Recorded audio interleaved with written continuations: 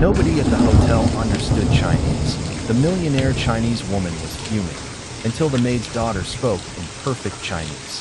The Grand Majestic Hotel's gilded halls had seen a century of quiet wealth, but they were not prepared for Madame Ling, a furious Chinese millionaire whose frustration was met with blank stares. Invisible in the chaos was Sarah, a housekeeper, and her 10-year-old daughter, Lily, a little blonde girl with a secret fluency in Mandarin. When Lily bravely translated the woman's desperate words, it was more than an act of kindness. It was the key to a 70-year-old mystery of stolen land and a buried legacy. The powerful men who ran the hotel would soon discover their foundation of lies was about to crumble, all because they underestimated the voice of a child and the power of a truth that refused to stay silent. Just before we dive in, if you like this kind of stories of overcoming adversity and justice, let us know in the comments where you're watching from. We love seeing how far these stories reach. And make sure you're subscribed so you don't miss tomorrow's special video. Now let's jump back in. Enjoy the story. A little girl held a secret that could bring a powerful hotel to its knees. She watched the wealthy woman shout in a language no one understood. But 10-year-old Lily understood every single word. The Grand Majestic Hotel was more than a building. It was a promise of old-world New York splendor. Sunlight streamed through tall arched windows, glinting off the polished marble floors. A grand chandelier, a galaxy of crystal, hung from the frescoed ceiling. The air smelled of money, fresh lilies, and lemon polish. Through the enormous brass revolving doors spun a constant flow of people. They were men in tailored suits with important places to be. They were women in designer dresses, their jewelry sparkling with casual fire. Each guest was treated with the same flawless, practiced courtesy by the staff in their crisp, navy blue uniforms. Behind the front desk, the atmosphere was less calm. Anna, a 20-year-old junior associate with a perfectly pleasant smile, looked flustered. She was speaking to George, 40 years old, the head concierge. George had a face that seemed permanently etched with polite concern. "I've never seen a request list like this," Anna whispered, tapping her computer screen. "She wants all the white roses removed from the floor. Not just her suite, the entire floor. She says the scent is inauspicious." George adjusted his tie. "Tomlinson is already having the florist replace them with orchids. What else? The thermostat must be set to precisely 22.7 degrees Celsius. Not 22.5, not 23, 22.7. And she has demanded that all housekeeping services be performed by a single, designated maid. No one else is to enter her suite." Anna shook her head. "Who is this woman?" "Her name is Madame Ling," George said, his voice low. "And from what Mr. Davenport has said, she is one of the most important guests we will host this year. Everything must be perfect." At that moment, a sleek black car, silent as a shadow, pulled up to the curb. The doorman, a man built like a monument, sprang to action. He opened the rear door with a flourish. From inside emerged a woman. She appeared to be in her late 60s, with streaks of silver in her perfectly styled black hair. She wore a simple but exquisitely cut silk dress in a shade of deep jade. Her face was a mask of stoic calm, hidden behind large, dark sunglasses. She did not smile. She simply stood for a moment, observing the grand entrance as if judging its worth. Her luggage was a strange mix. Two modern, high-end suitcases were placed on the curb, but beside them, the driver carefully unloaded a large, antique camphor-wood trunk. It was bound with brass fittings and looked as though it had crossed oceans a century ago. "Welcome to the Grand Majestic, ma'am," the doorman said, his voice warm and professional. The woman gave a slight, almost imperceptible nod. She then turned to the driver and spoke. The words were sharp, fluid, and completely foreign to the doorman's ears. It was Mandarin Chinese. He smiled blankly, hoping it was a pleasantry. The woman's expression did not change. She gestured to the antique trunk, then toward the hotel lobby, speaking again with an air of firm expectation. Inside, George saw her approach. "She's here," he muttered to Anna. "And she's early. Remember, Anna, smile and be accommodating, no matter what." Anna plastered on her professional smile as the woman arrived at the front desk. "Good afternoon, madam. Welcome to the Grand Majestic. May I have your name, please?" The woman removed her sunglasses. Her eyes were dark, intelligent, and held a deep weariness. She spoke again in Mandarin. Her tone was not harsh, but it was clear she expected to be understood. Anna's smile faltered. "I'm so sorry, ma'am. I don't understand. Do you speak any English?" Madam Lin's brow furrowed in annoyance. This was a world-class hotel in New York City. How could they not have someone who understood a language spoken by over 1 billion people? She reached into her expensive leather handbag and produced a small, leather-bound notebook. She flipped it open to a page where a name was written in beautiful, flowing English script. Mrs. Lin Jiaowei. She pointed to the name. "Ah, yes, Madam Lin," Anna said, her voice filled with relief. She began typing quickly into her computer. "We have been expecting you. I have your reservation right here." "Oh," Anna's face fell. The smile vanished, replaced by a look of quiet panic. "Oh dear, it seems there has been a mistake. We have you scheduled to arrive tomorrow, not today." Madam Lin tilted her head. She did not understand the words, but she understood the sudden shift in atmosphere. She understood the look of incompetence. She pointed to her watch, then tapped the counter firmly. She spoke again in Mandarin, her voice gaining a sharp, insistent edge. Anna started speaking slowly and loudly, as if raising her voice would magically create understanding. "Your room is for tomorrow, not today." The response was a flash of cold fury in Madam Lin's eyes. She shook her head, pulled out her phone, and found her confirmation email. She held it up for Anna to see. The date was clearly visible, August 27th. Today. The rest of the email was in Chinese characters, a wall of text Anna couldn't penetrate. "I see," Anna stammered, her face turning red. "There has been a terrible mix-up. My sincerest apologies, Madam Lin. Please, have a seat in our lounge. We will sort this out immediately. We will have a suite ready for you within the hour." Madam Lin did not move. She remained standing at the desk, a pillar of silent, furious dignity. Her expensive luggage and ancient trunk sat beside her, drawing curious glances from other guests. She looked utterly alone, a proud, isolated island in a sea of confused hospitality. Away from the polished glamour of the lobby, the hotel's arteries were plain and functional. Here, the floors were linoleum and the walls were painted a boring beige. Sarah, a 30-years-old housekeeper with tired but kind eyes, was finishing her lunch in the small, crowded break room. Her uniform was neat, but she wore the exhaustion of a long shift like a second skin. Sitting across from her, scribbling in a drawing pad, was her daughter, Lily, 10 years old. Lily was a small girl with straight, honey blonde hair and bright, curious blue eyes. She was supposed to be at a friend's house, but a last-minute cancellation had forced Sarah to bring her to work for the last hour of her shift. Lily didn't mind. She found the secret life of the hotel fascinating. She knew the names of all the maids, the quickest routes through the service corridors, and that Mr. Henderson in the kitchen always saved her a cookie. The break room door swung open and 2 other maids bustled in, their voices buzzing with the day's gossip. "Did you see her?" The first one, Maria, said. "The Chinese lady in the lobby. She looks like royalty, but she's been standing there for an hour. Apparently, they messed up her booking. I heard she's furious," added the second, a woman named Chloe. "Keeps talking in Chinese and nobody knows what she's saying. Mr. Davenport is about to have a meltdown." Sarah sighed, packing up her lunchbox. "Poor woman. It's hard enough to travel so far without having problems when you arrive." Lily looked up from her drawing. "Why doesn't someone just talk to her in Chinese?" she asked, with the simple logic of a child. Chloe laughed. "Honey, we're maids in New York, not translators of the UN. None of us speaks Chinese." "I do," Lily said, so quietly that only her mother heard. Sarah looked at her daughter. It was true.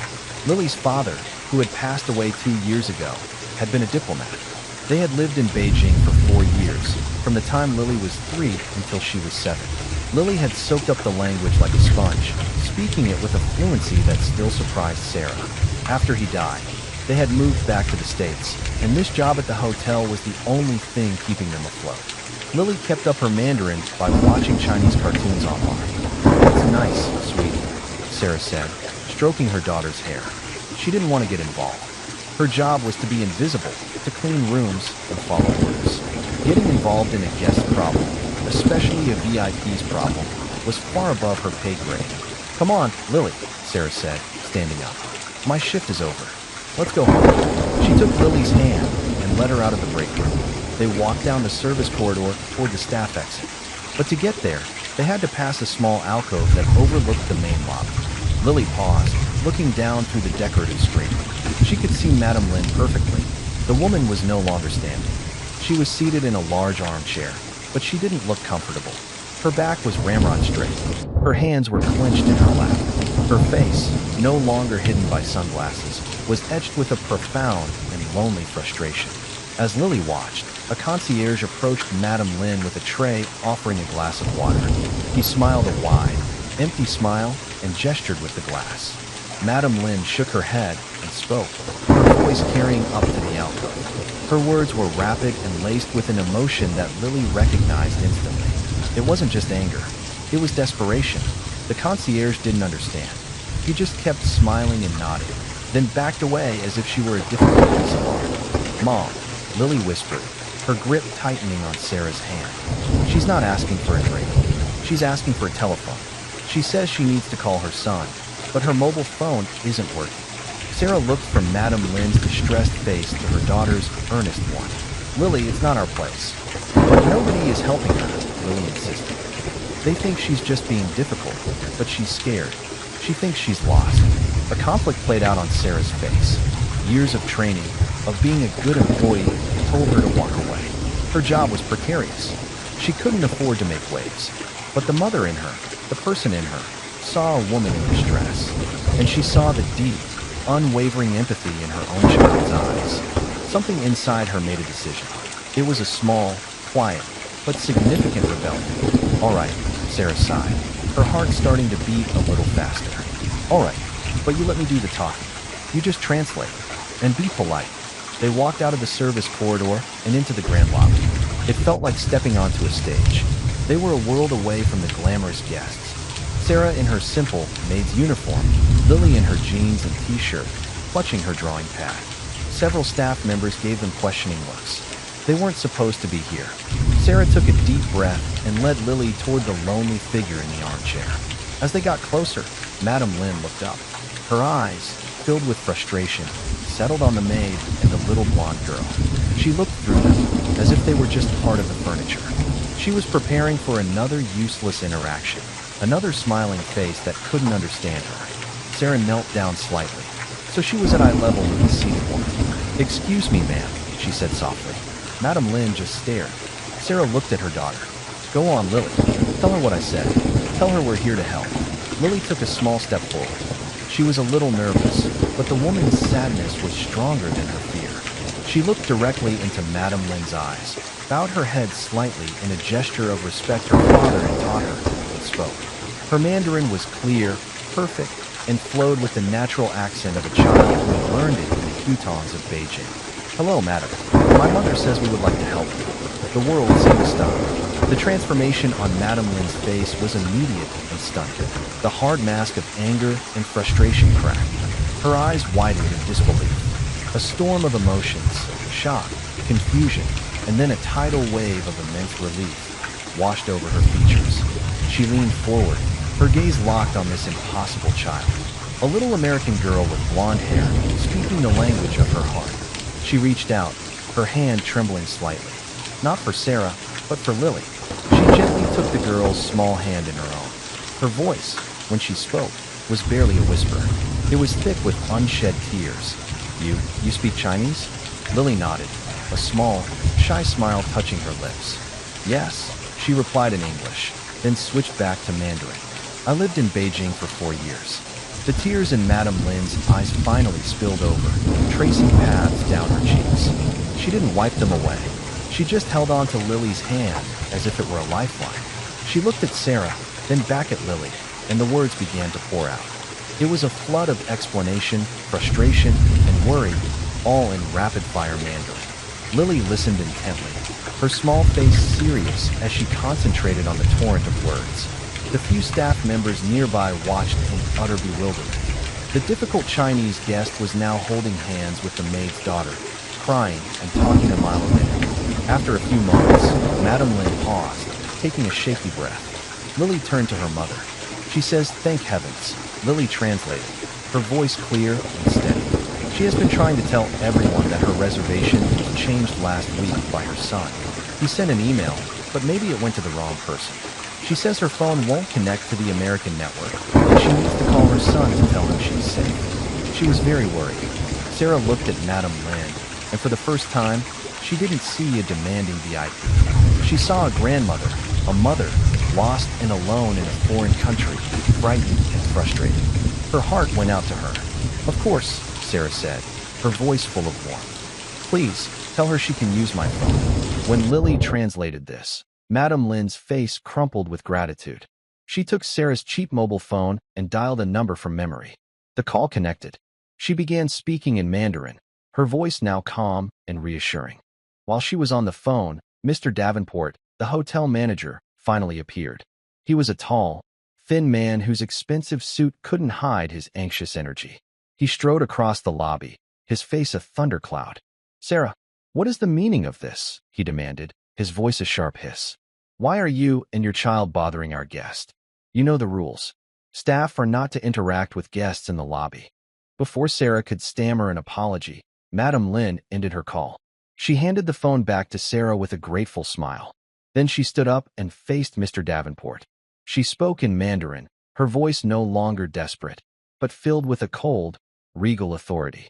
She gestured toward Sarah and Lily, then looked at Mr. Davenport with utter contempt. Lily translated without missing a beat.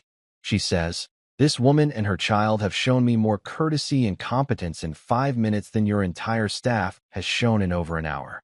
They are the only reason I have not yet walked out of your hotel."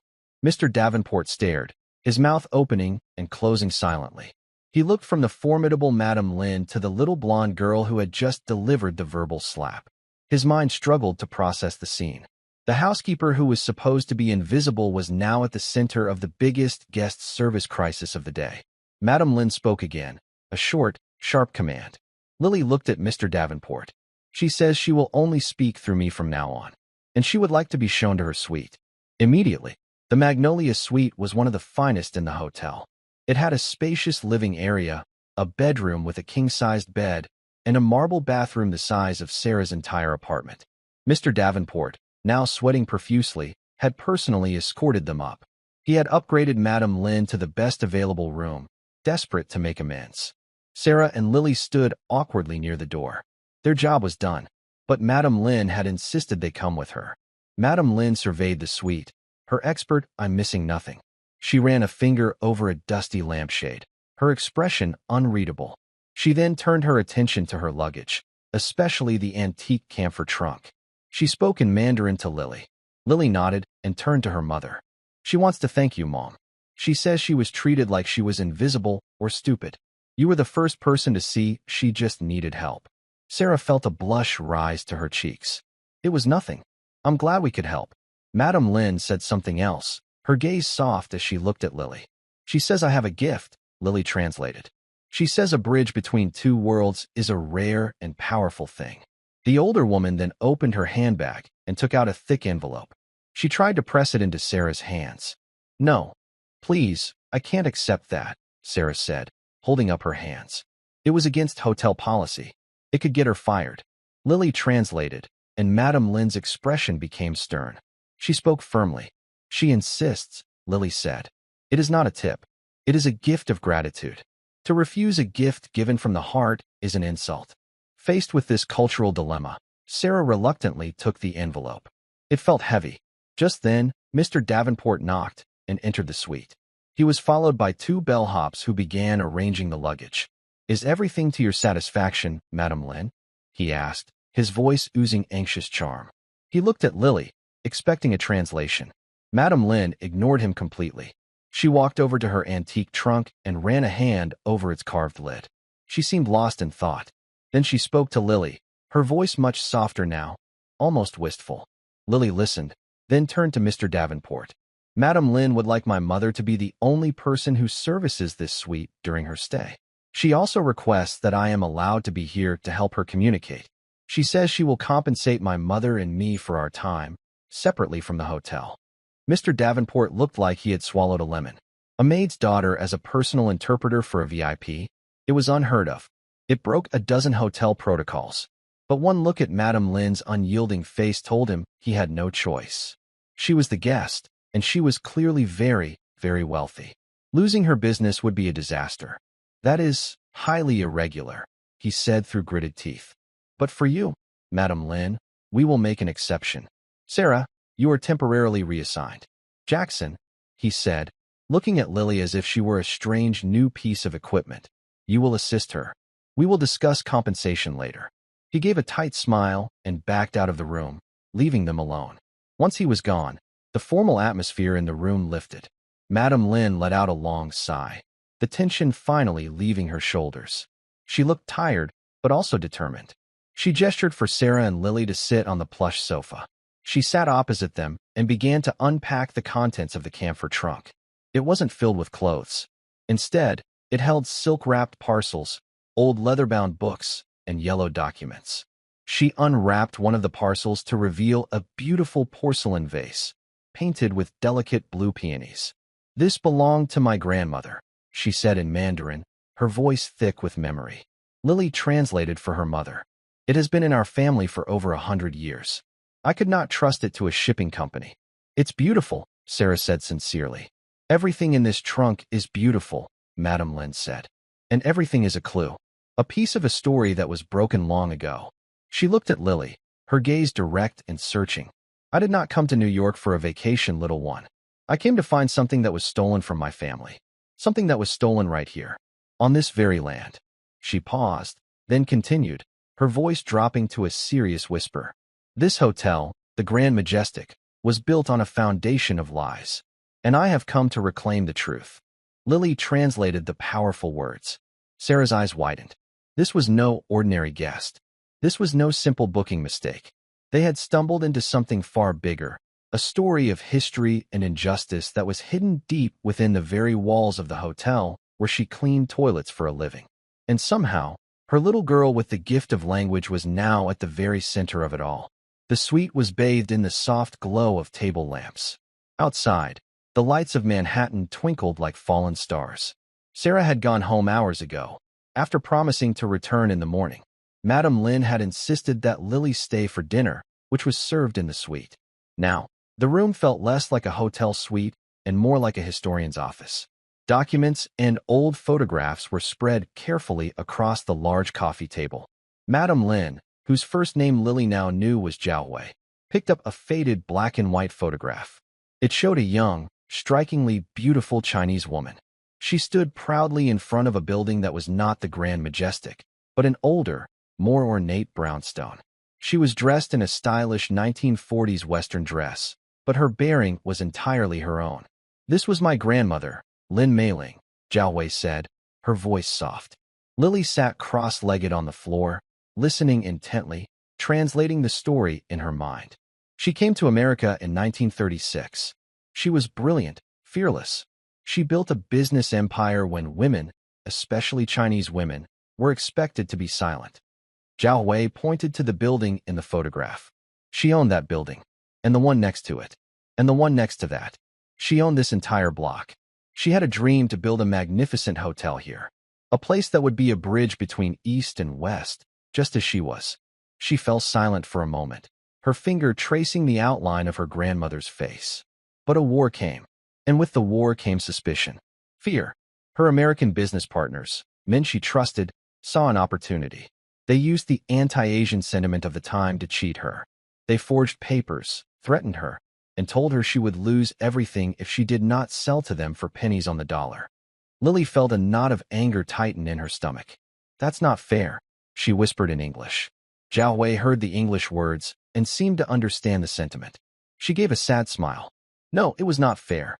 In the end, she was forced to flee. She returned to Hong Kong with almost nothing. She lost her property, her dream. The men who cheated her built this hotel on her land. They used some of her architectural plans, but they erased her from the story completely, as if she never existed. She looked up from the photograph, her eyes locking with Lily's. For 70 years, my family has lived with this story. My mother tried to fight, but the records were gone, the system was against her. Now it is my turn. I am the last of my line. I will not let my grandmother's legacy be forgotten. How will you prove it? Lily asked in Mandarin. The proof is hidden somewhere in this hotel, Zhao Wei said, her voice filled with conviction. My grandmother was clever. Before she fled, she hid something. A collection of documents, deeds, and a signed confession from one of the partners who felt guilty. She wrote about it in her journal. She called it her heart box. She gestured to the maps and old blueprints on the table.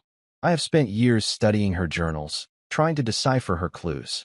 I believe the heart box is hidden in a secret room, a part of the original building that was not demolished, but sealed away when the new hotel was built around it. Lily looked at the blueprints, her eyes wide with excitement. It was like a treasure hunt. A secret room. Yes, Zhao Wei said. And finding it is why I am here. It is why I needed a suite in this specific wing of the hotel. It is why I could not wait until tomorrow. She paused, studying the young girl before her. This is a difficult, perhaps dangerous task. Your manager, Mr. Davenport, I do not trust him. His grandfather was one of the men who cheated my grandmother. Lily gasped. Mr. Davenport's grandfather? Yes. The apple does not fall far from the tree. He will not want me to succeed. That is why I must be careful. And it is why I need you, Lily. I need your ears. I need your voice. But I cannot ask a child to put herself in danger.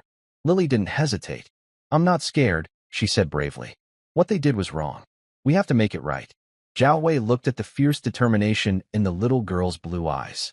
For the first time since she had arrived, a genuine, warm smile spread across her face. I believe we will, she said. I believe we will. The next day, Sarah arrived for her special assignment, feeling nervous. Her world of cleaning carts and fresh linens had been turned upside down.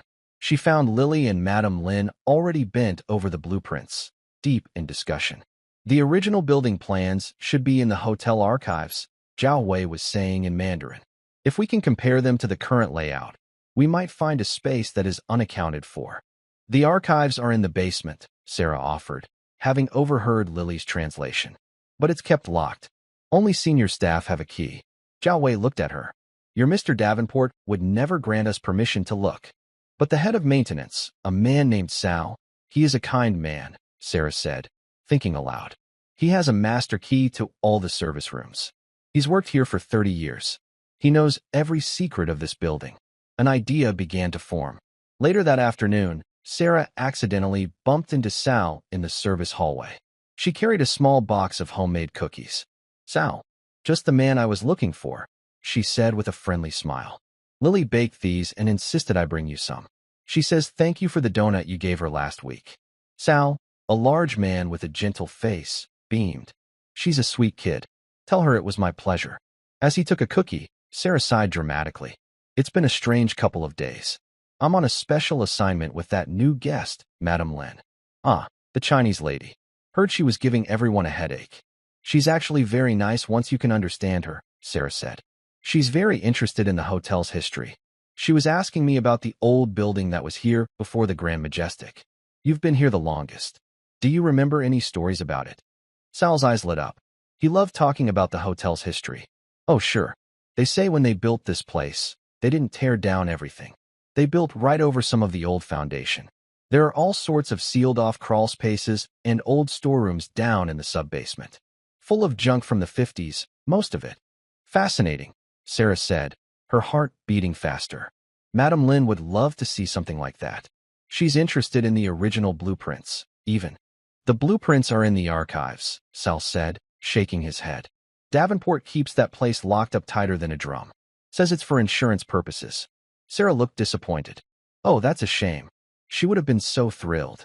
Sal looked at Sarah's crestfallen face. He looked at the cookie box. He thought of the sweet little girl who had baked for him. He glanced down the empty corridor. Tell you what, he said, lowering his voice. I have to do a systems check in the basement this evening. Around 10. The night shift is lazy. Nobody will be around. If your guest happens to be down there, I might just have the wrong key on my ring for a minute or two. Sarah could have hugged him. Sal, thank you. That is so kind. Don't mention it, he grumbled, but he was smiling. And don't tell Davenport. That night, after the hotel had settled into a quiet hum, Sarah, Lily, and Zhao Wei took a service elevator to the basement. It was a different world downstairs. A maze of dimly lit corridors, humming pipes, and the faint smell of bleach. They found Sal, who, with a theatrical wink, fumbled with his keys before opening the heavy door to the archives. He stood guard outside while they slipped in. The room was cold and smelled of old paper. Rows of metal shelves were crammed with dusty boxes. Flat filing cabinets lined one wall. "We must be quick," Zhao Wei whispered. They worked in silence, their flashlight beams cutting through the gloom. Sarah searched boxes labeled renovations. Zhao Wei pulled out heavy, rolled-up blueprints. Lily, being small, squeezed behind a row of shelves and found a collection of old leather ledgers. "I found something," Lily called out softly. She pulled out a thick book. It wasn't a ledger. It was a journal. The cover was worn, and the handwriting inside was elegant, a mix of English and Chinese characters. Zhao Wei rushed to her side. She took the book with trembling hands. "Mailings," she breathed. It was her grandmother's handwriting. This was another journal, one she had never seen before. They didn't have time to read it. They heard Sal give a soft cough from the hallway. A signal. "We have to go," Sarah urged. Zhao Wei looked at the journal. She couldn't leave it here. It was too important. With a decisive nod, she tucked the large book under her coat. It was a huge risk. If they were caught, it would be considered theft. They slipped out of the archives, locked the door behind them, and thanked a nervous-looking Sal. As they hurried back to the elevator, none of them noticed the small, dome-shaped security camera high in the corner of the corridor, its tiny red light blinking with silent, steady observation. Back in the safety of the Magnolia suite, the air was electric with nervous energy. Zhao Wei laid the heavy journal on the desk with reverent hands. Its leather cover was cracked with age, and the pages within were brittle. She, Sarah, and Lily huddled around it as Zhao Wei gently opened it. The pages were filled with her grandmother's elegant script, a mix of Chinese characters and English phrases. There were sketches of building designs, notes on business dealings, and pressed flowers between the pages. But it was the personal entries that held them captive. "Listen to this," Zhao Wei said, her voice a low murmur as she translated a passage for Sarah. "October 1950. The wolves are circling. Davenport Sr. and Phillips smile to my face, but I see the greed in their eyes. They use the political climate as a weapon, whispering that I am a communist sympathizer because I send money home to my family. They think a woman, a Chinese woman, is easy to scare." She turned a few more pages, her finger tracing the faded ink. "Here, I have made my preparations. They can steal my property, but they cannot steal my truth. The Phoenix Wing will remain my secret. I have sealed it not just with brick and mortar, but with a puzzle. They are simple men. They will never solve it. It will wait for someone with a clever mind and a pure heart." "The Phoenix Wing," Sarah breathed. "That must be the name of the secret room." "It must be," Zhao Wei agreed. She found a page with a hand-drawn sketch. It wasn't a proper blueprint, but a partial map of the hotel's 5th floor, where they were currently staying. One section of the floor was drawn with thicker lines, and within it was a space that didn't exist on the modern hotel layout. In the corner of this space, her grandmother had drawn a small, elegant phoenix. "It's here," Lily said, her small finger pointing to the drawing. "It has to be on this floor." Their excitement was cut short by a sharp knock on the door. Sarah's heart jumped into her throat. It was nearly midnight. She opened the door a crack to see Mr. Davenport standing in the hallway. His face was pale, and his usual anxious energy had been replaced by a cold, hard anger. He was not alone. 2 large security guards stood behind him. "Sarah, a word, please." "In the hall," he said. His voice was quiet, but it carried a distinct menace. Sarah stepped into the hallway, pulling the door closed behind her. "Yes, Mr. Davenport." His polite mask was gone. "Do not play games with me," he hissed. "I have spent the last hour reviewing security footage. I saw you, your daughter, and Madame Lin entering the archives with Sal. What were you doing in a restricted area?" Sarah's mind raced. Madame Lin is very interested in the hotel's history. Sal was kind enough to show her some of the older. At 11 o'clock at night, Davenport cut her off. "And what did you take from the archives?" "I saw Madame Lin carrying something bulky under her coat when you left." Sarah's blood ran cold. I don't know what you're talking about." "This is your one and only warning," Davenport said, stepping closer. "Your special assignment is to keep our guest happy. That means translating for her, bringing her tea, and smiling. It does not mean helping her conduct some private investigation into my family's hotel. You are a maid, Sarah. Do not forget your place. One more misstep, and you will be out on the street. And I will make sure you never work in this city again. Is that understood?"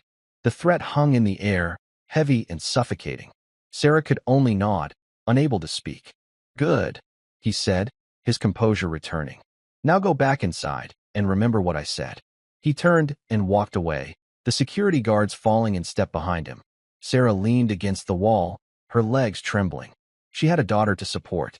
This job, as tiring as it was all they had. She took a deep breath and went back into the suite. Zhao Hui and Lily looked at her, their faces filled with concern. "He knows," Sarah said, her voice shaking. "He saw us on the cameras. He threatened to fire me." Zhao Hui's expression hardened. "He is a coward, like his grandfather.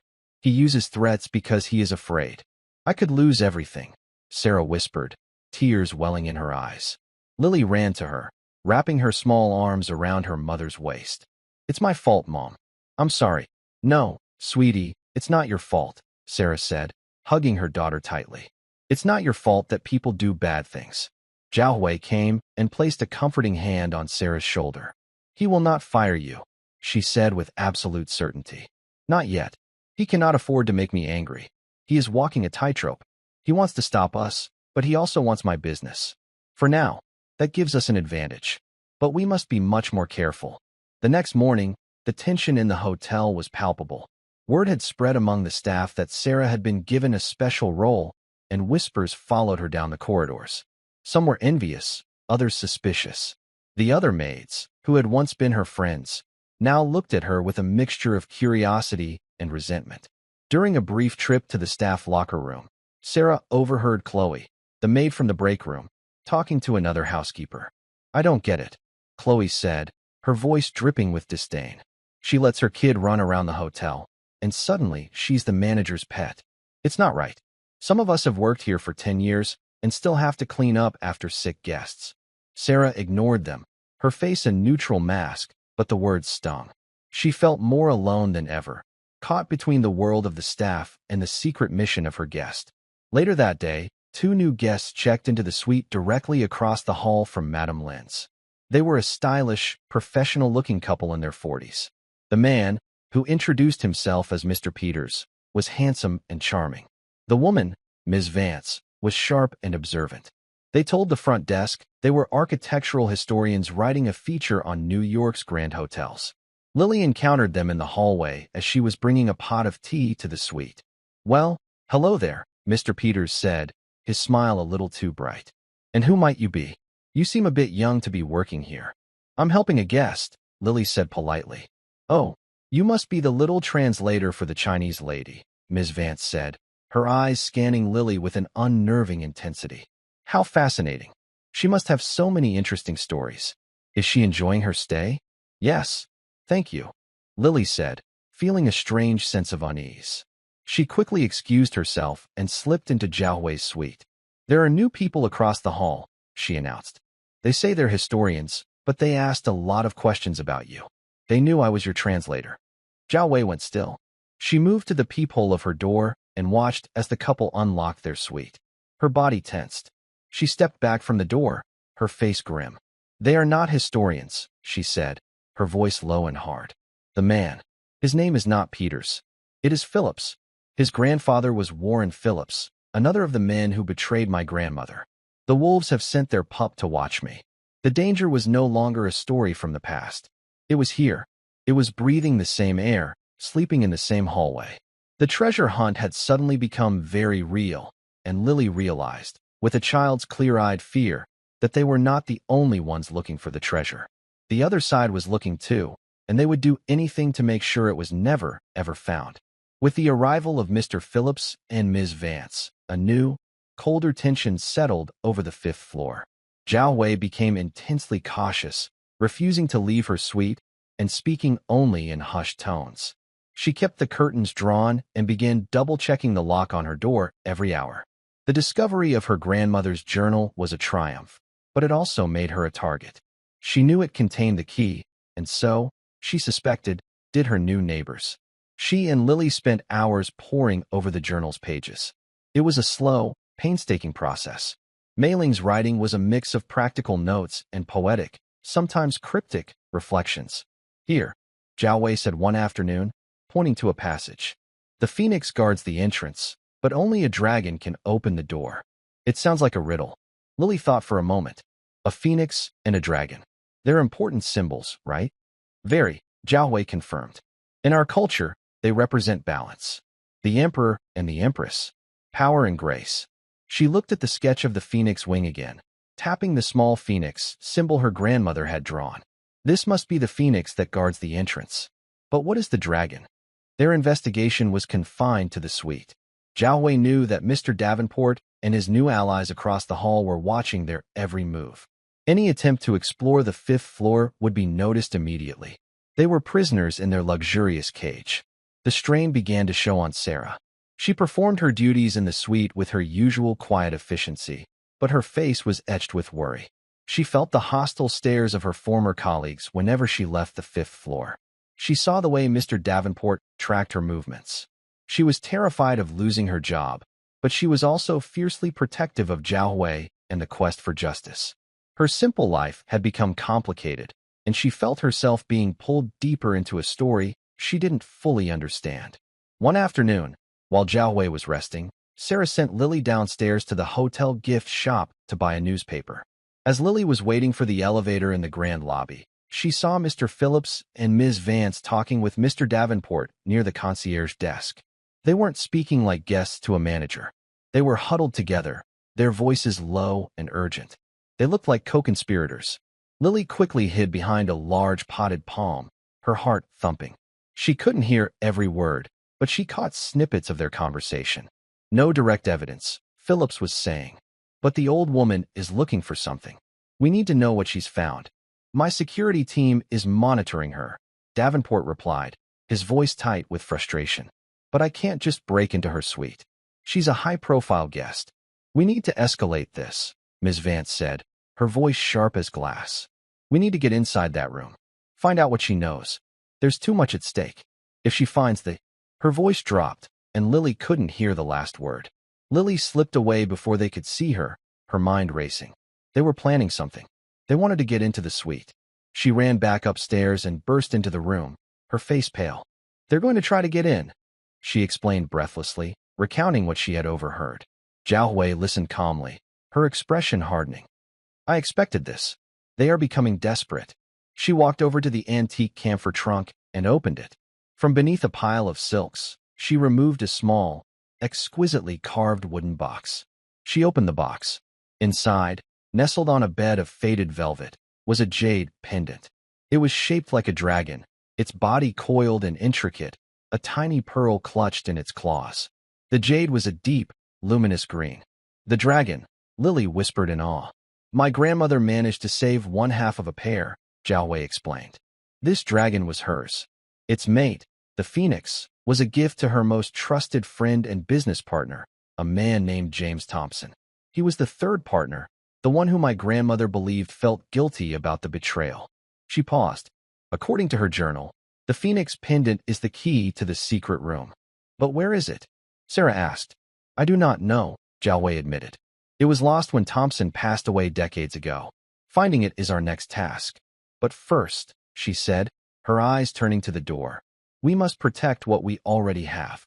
The threat from across the hall forced them to act. They couldn't wait for the perfect moment to explore the 5th floor. They had to create one. We need a distraction, Zhao Wei said that evening. Something that will draw everyone's attention away from this floor for at least an hour. Sarah, who knew the hotel's routines better than anyone, had an idea. The annual Heritage Society Gala is tomorrow night. It's the biggest event of the year. The entire hotel will be in chaos.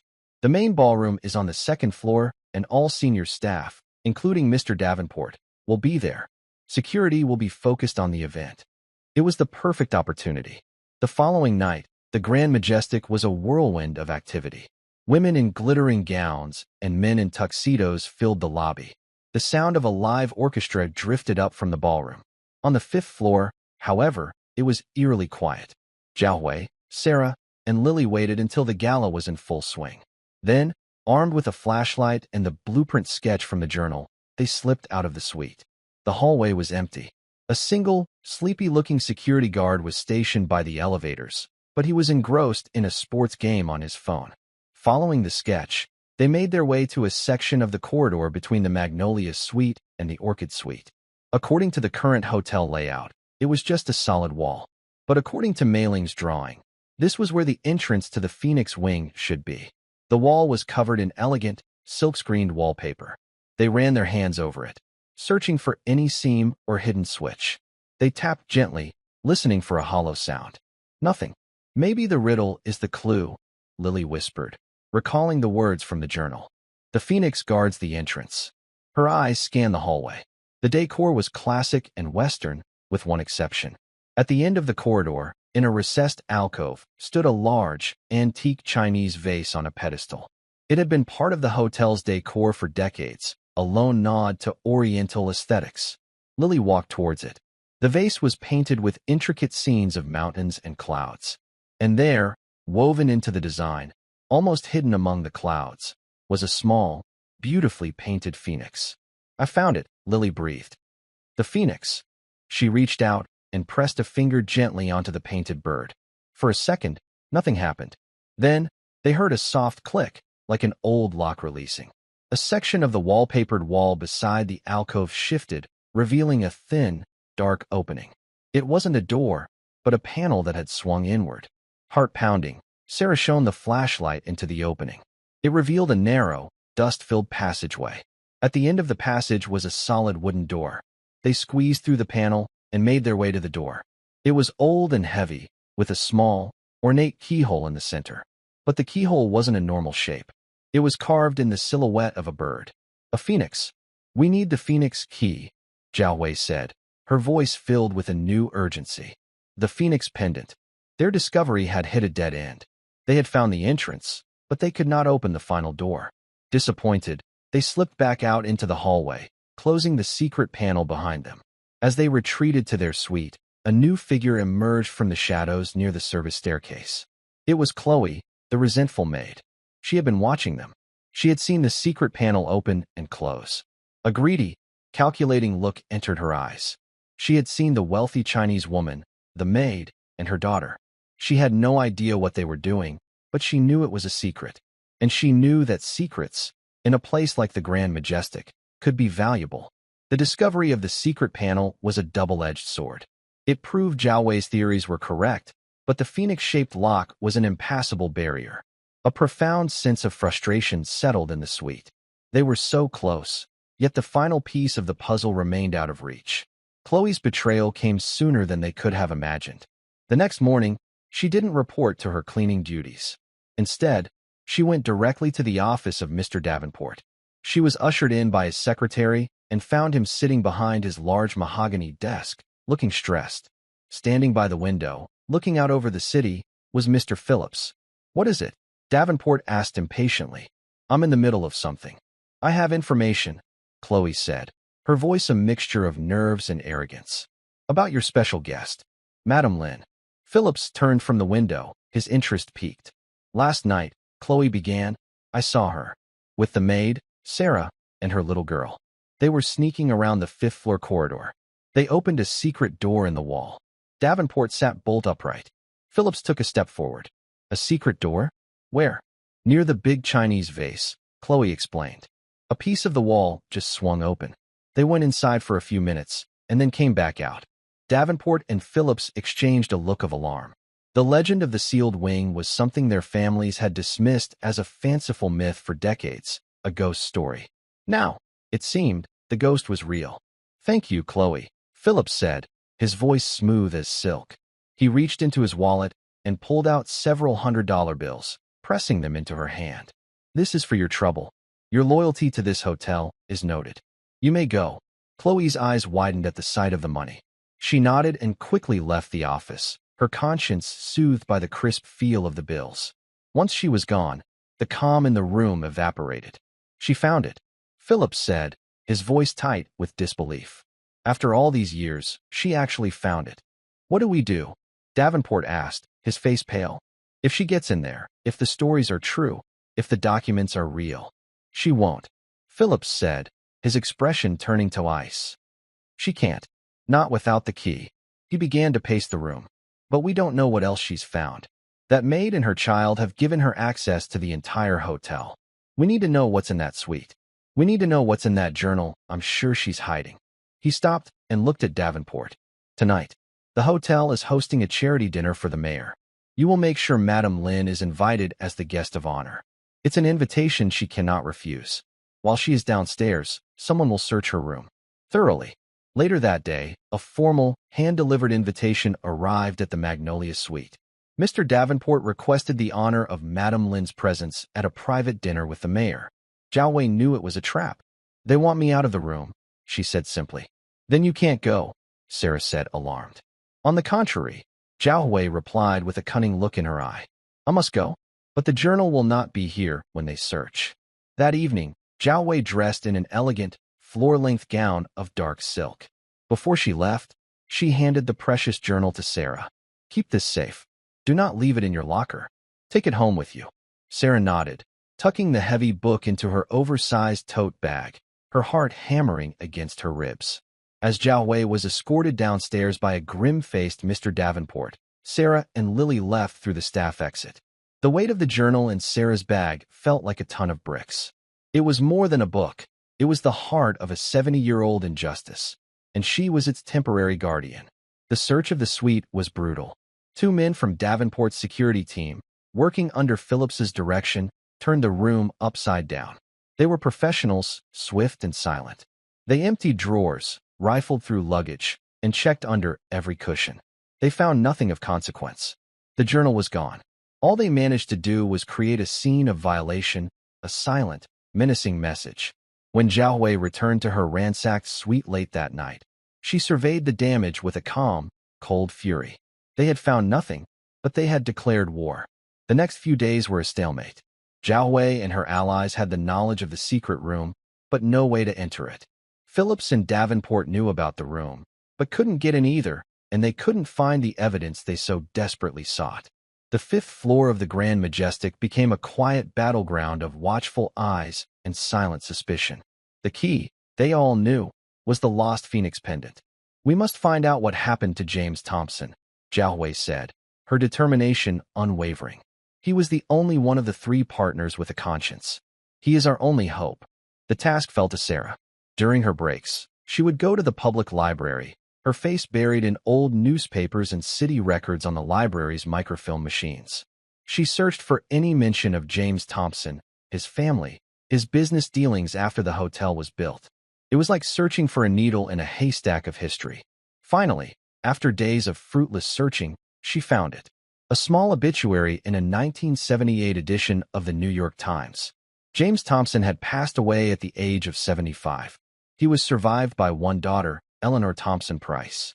A quick search of modern records revealed that Eleanor, now in her late 80s, was still alive. She lived in a quiet retirement community upstate. It was a long shot, a desperate hope. Would this elderly woman even know the story? And if she did, would she be willing to help them betray her own father's legacy? With a deep breath, Zhao Wei picked up the phone and dialed. An aide answered, and Zhao Wei, using Lily as her clear-voiced interpreter, explained who she was and why she was calling. She asked to speak with Mrs. Price, saying it was a matter of great importance concerning her father and the Grand Majestic Hotel. They were told to wait. The minutes stretched into an eternity. Finally, a new voice came on the line. It was thin, but clear and steady. It was Eleanor. I have been waiting for this call for 50 years, the old woman said, her voice trembling with a lifetime of held-in emotion. I knew this day would come. My father, he was never proud of what they did. It haunted him his entire life. Over the next hour, Eleanor told them her story. She remembered Lin Meiling. She remembered her as a beautiful, powerful woman who was a frequent guest in their home before the war. She remembered the arguments between her father and his partners. Most importantly, she remembered the pendant. After your grandmother fled, my father tried to send her a letter of confession, Eleanor explained. It was returned, unopened. He kept it, along with the Phoenix pendant he was meant to give her. He told me the whole story before he died. He said the pendant was a key, but he never said to what. He made me promise that if anyone from the Lin family ever came looking for the truth, I would help them. It was his dying wish to clear his conscience. Tears streamed down Zhao Wei's face as she listened to Lily's translation. After so many years of silence, here was the confirmation she had prayed for. The pendant, Zhao Wei asked, her voice thick with hope. Do you still have it? There was a pause on the other end of the line. Yes, Eleanor said softly. It is in a safe deposit box at my bank. It is all I have left of him. But his wish was clear. It belongs to you. The next day, a small, insured package arrived at the hotel. Inside, nestled in a velvet box, was the phoenix pendant. It was the perfect mate to Zhao Wei's dragon, carved from the same luminous green jade. It was more than a piece of jewelry. It was the key to unlocking the past. That night, under the cover of the hotel's quiet late-night hours, they returned to the secret panel. With trembling hands, Zhao Wei took the phoenix pendant and inserted it into the phoenix-shaped keyhole on the hidden door. It fit perfectly. She turned it, and with a deep, groaning sound of wood against wood, the door swung open. The air that wafted out was cool and musty, thick with the smell of time itself. Sarah shone her flashlight into the darkness, and what it revealed took their breath away. It was a suite of rooms, completely sealed off from the modern hotel. And it was perfect. Dust lay thick on every surface, but underneath, it was a masterpiece of 1940s design, a stunning fusion of Eastern and Western styles. There were silk wall coverings painted with cherry blossoms, carved rosewood screens, and elegant Art Deco furniture. On the walls hung formal family portraits of Zhao Wei's ancestors. And there, over a grand fireplace, was a large, magnificent portrait of Lin Meiling herself, looking out with the same proud, intelligent eyes as her granddaughter. She was here, Zhao Wei whispered, tears in her eyes as she touched the frame of the portrait. This was her heart, her dream. They explored the room like archaeologists discovering a pharaoh's tomb. On a writing desk, they found a stack of Meiling's business stationery and a pen, as if she had just stepped out for a moment. But it was behind her portrait that they found what they were looking for. A small wall safe was hidden there. Zhao Wei's fingers trembled as she entered the combination, a sequence of numbers from her grandmother's journal. The safe opened with a soft click. Inside was a single, large lacquered box. The heart box. She lifted it out and placed it on the desk. With bated breath, she opened the lid. It was filled with documents. Original property deeds in her grandmother's name. Forged transfer documents with her grandmother's signature clumsily copied. And on top of it all, a handwritten, signed letter from James Thompson.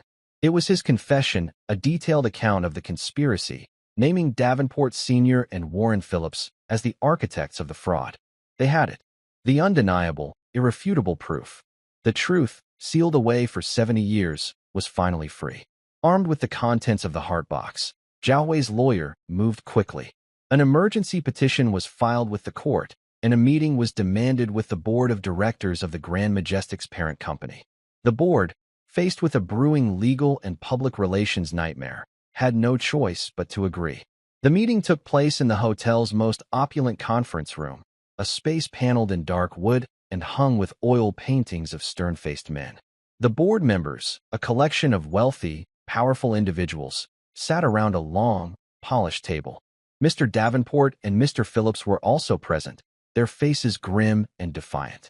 Zhao Wei entered the room not as a guest, but as a warrior. She was flanked by her legal team, with Sarah and Lily right behind her. Lily, in her simple dress, looked small and out of place, but her presence was non-negotiable. She was the voice of this fight. I assume you have reviewed the evidence my lawyers have provided, Zhao Wei began, her voice calm and steady, with Lily translating each powerful sentence. An older man, the chairman of the board, cleared his throat. We have, and while the documents are compelling, they relate to events that took place a very long time ago. Injustice does not have an expiration date, Zhao Wei countered.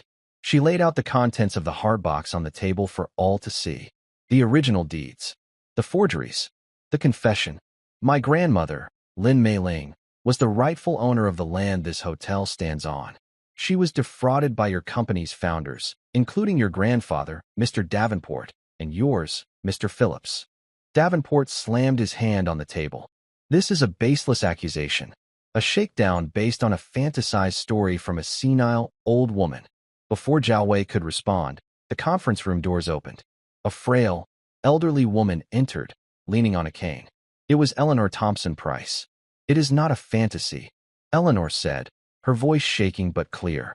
I am here to confirm that every word Madame Lin says is true. My father confessed everything to me. He lived his life in shame. The Grand Majestic Hotel was built on theft and racism. The boardroom fell into a stunned silence. The testimony of a founder's daughter was a blow they could not deflect. Zhao Wei then stated her terms. They were not a request. They were a demand. First, a public apology and the full restoration of her grandmother's name to the hotel's history. Second, the Phoenix Wing was to be preserved as a permanent cultural heritage site. And third, the 25% ownership stake that was stolen from her grandmother was to be returned to the Lin family trust. The room erupted in protest. But Zhao Wei stood firm. These terms are not negotiable. Either you agree to restore what was stolen, or we will see you in court. We will let a jury, and the world, see these documents. The chairman looked at the damning evidence. He looked at the unshakable resolve on Zhao Wei's face. He looked at the faces of his fellow board members and saw their crumbling confidence. The fight was over. A vote was called. One by one, the board members voted in favor of the settlement. The final tally was nearly unanimous. Mr. Davenport was fired on the spot. He and Phillips left the room in disgrace, their family's long-held secret finally exposed to the light. Zhao Wei had won.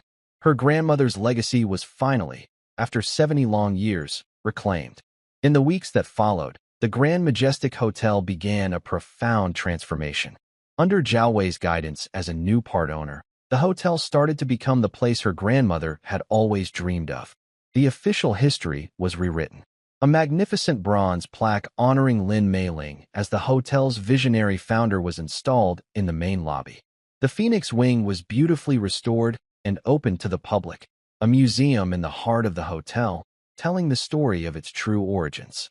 It became the hotel's most celebrated feature. Sarah's life changed beyond recognition. Zhao Wei, recognizing her courage and integrity, offered her a new position. She was no longer a housekeeper. She was appointed as the curator of the Phoenix Wing, a respected manager with a salary that meant she would never have to worry about rent again. And Lily, the little girl with the gift of language, became the hotel's youngest star. She spent her afternoons after school in the Phoenix Wing, helping her mother and charming visitors with her fluent Mandarin and her incredible story. Zhao Wei established a full college scholarship fund in Lily's name, ensuring that her future would be as bright as her spirit. One crisp autumn afternoon, Tiana stood with Zhao Wei in the restored Phoenix Wing, looking at the portrait of Lin Meiling. The room was filled with soft light and the quiet murmurs of appreciative visitors. She would be so proud of you, Sarah said softly. She would be proud of us all, Zhao Wei corrected her, placing a grateful hand on Sarah's shoulder. She then knelt down to look Lily in the eye. And especially you, little one. You were the key that unlocked everything. Not the pendant. You. Your voice. Lily smiled, a wide, happy smile. She looked up at the portrait of the formidable woman who had started it all. She felt a connection, a kinship across the decades. A story that had been lost in silence had been found again, all because one person had stopped to listen. And in that simple act of listening, a great injustice was finally made right. Thank you for following this story. If you enjoyed it, please subscribe and share your thoughts below. Where are you watching from? Let us know in the comments. Stay tuned for more immersive stories.